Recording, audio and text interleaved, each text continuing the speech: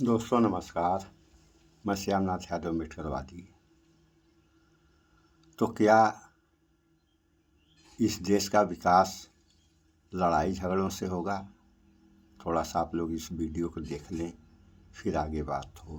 कर्तव्य भूल गई है और यह सरकार विपक्ष को वास्तव में प्रतिपक्ष मानने की बजाय दुश्मन मान बैठी और यह भी बता दिया कि यह सरकार जब इस तरह से करेगी तो कैसे खत्म हो जाएगी। जी हाँ, यह बातें आई हैं और यह आने के बाद में होता क्या है।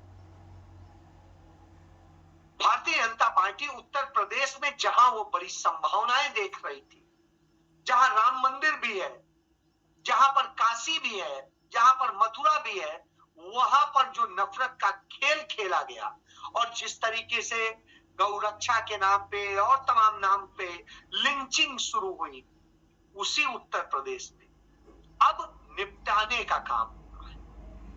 निपटाने का जो काम चल रहा है वो बड़े सलीके से चल रहा है और वो निपटाने का काम। उदाहरण इसके लिए भारतीय जनता पार्टी में जो जो चेहरे हैं, कहीं कुछ लड़ते हैं, कहीं कुछ आपस में उलझते हैं और उलझ के वो सच सामने लेके आते हैं जो सच खत्म करता है। तो अब मोहन भागवत ने नागपुर में एक उपदेश दिया, जो उपदेश हम सबने सुना कि कैसे उन्होंने नरेंद्र मोदी सरकार को राजधर्म सिखाया और उन्होंने योगी पर कभी सवाल नहीं खड़े किए। अजय सिंह बिष्ट उर्फ योगी आदित्यनाथ के बचाव में वो सदैव खड़े रहे। अब जब नरेंद्र मोदी का खेमा उत्तर प्रदेश की हार का ठीकरा योगी आदित्यनाथ पे फोड़ता है, तो नरेंद्र मोदी और उनके लोग जो उनके द्वारा तैनात किए गए या उनके द्वारा नियुक्त कराए गए तमाम मंत्री हैं, वो योगी आदित्यनाथ पर हमलावर हैं।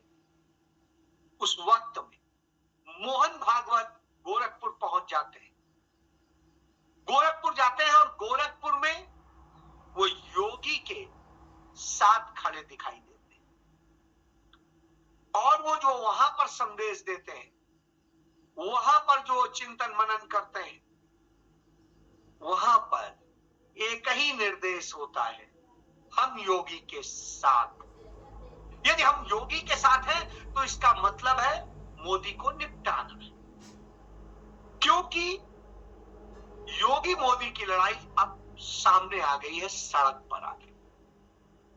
संगीत सोम लगातार नरेंद्र मोदी के करीबी संजीव बालियान पर हमलावर। वो संजीव बालियान के तमाम दूसरे देशों में खरीदी गई संपत्तियों और दूसरी तमाम सारे मुद्दों को लेकर के घेर रहे। संगीत सोम योगी के खेमे से माने जाते हैं, तो बालियान मोदी के खेमे से। बालियान कह रहे हैं कि उन्हें हरवाने का काम संगीत सोम ने किया है, वही संगीत सोम कह रहे हैं कि जिस तरह से बालियान ने एक्ट किया है, जिस तरीके से काम किया है, उसके कारण है। उन्होंने जो भ्रष्टाचार किया है, जिस तरीके से नजरअंदाज किया है यहाँ के मुद्दे, इसके कारण यह स्थिति और उसमें वो रिलेशंस खुल के आते हैं।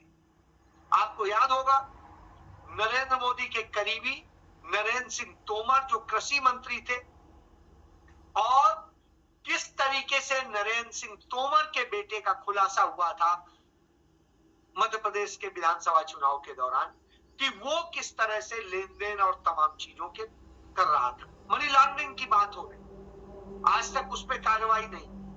मोदी ने उसे बचा लिया, उसे राज्य के मंत्रिमंडल में पहुंचा, लेकिन यहां पर मामला फंसा हुआ है।